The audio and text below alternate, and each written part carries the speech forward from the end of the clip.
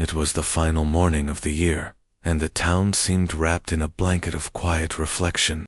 Snow dusted the rooftops like powdered sugar, and thin ribbons of sunlight stretched through the winter fog. Everything felt slow, peaceful, almost suspended in time.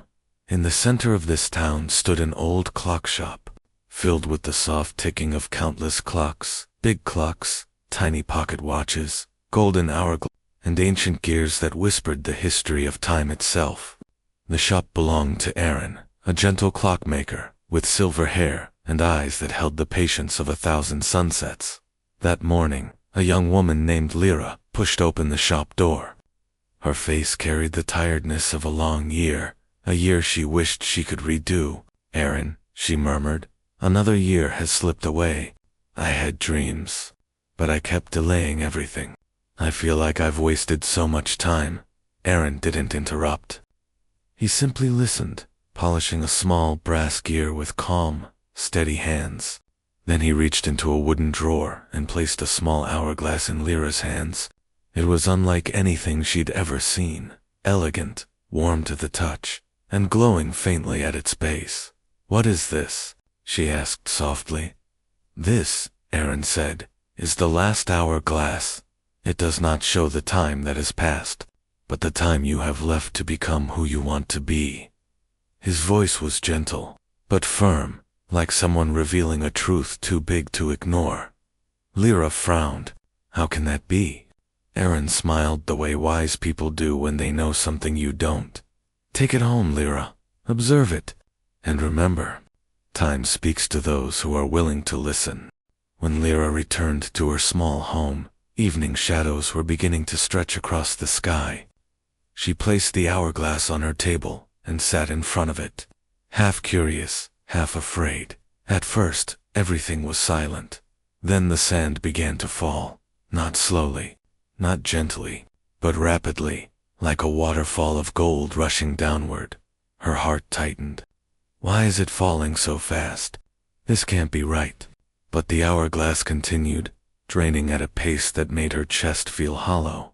Suddenly, the room dimmed, and the falling sand began to reflect flashes of her past year. Days she wasted scrolling endlessly. Dreams, she whispered, but never wrote down. Ideas she abandoned halfway. Opportunities she ignored because she feared failing.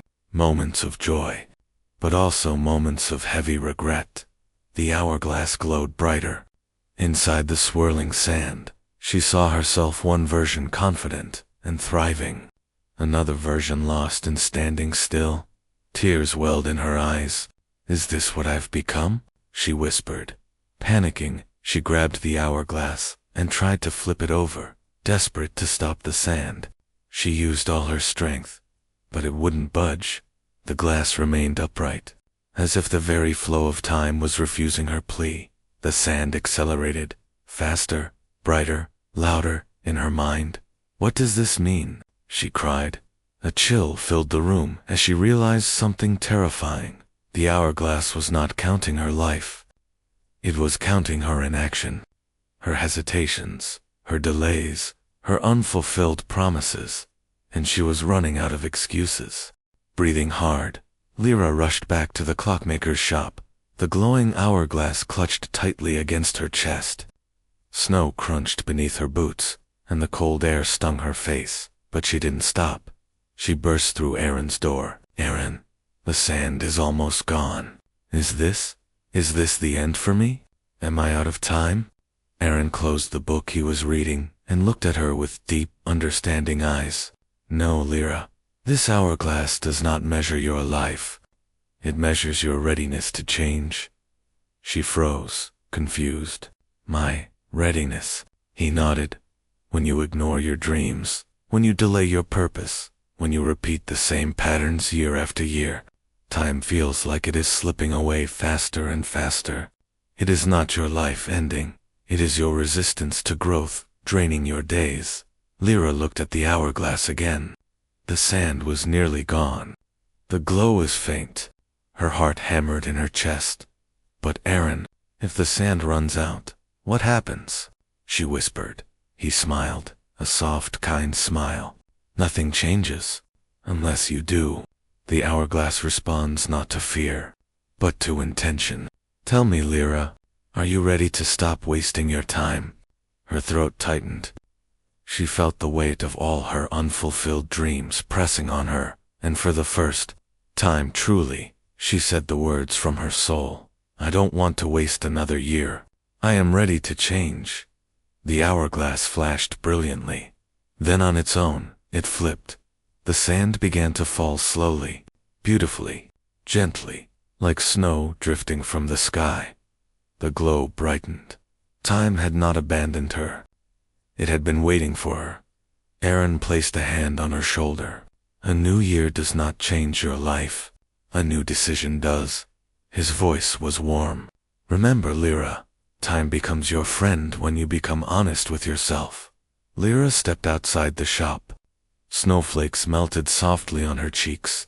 The world felt new, not because the year was ending, but because she was finally beginning. Moral of the story: time doesn't run out because life is short. Time runs out when we refuse to grow. The moment you choose change, life gives you more of what you need. Thank you for watching this story. If it touched your heart or made you reflect on your own journey, let me know in the comments. What change are you ready to make this coming year? Your words inspire new stories here on Lumisette Narratives. If you enjoyed this video, please like, share, and subscribe. Your support helps these stories reach more people who might need them. Until the next chapter, keep growing, keep believing, and keep moving forward.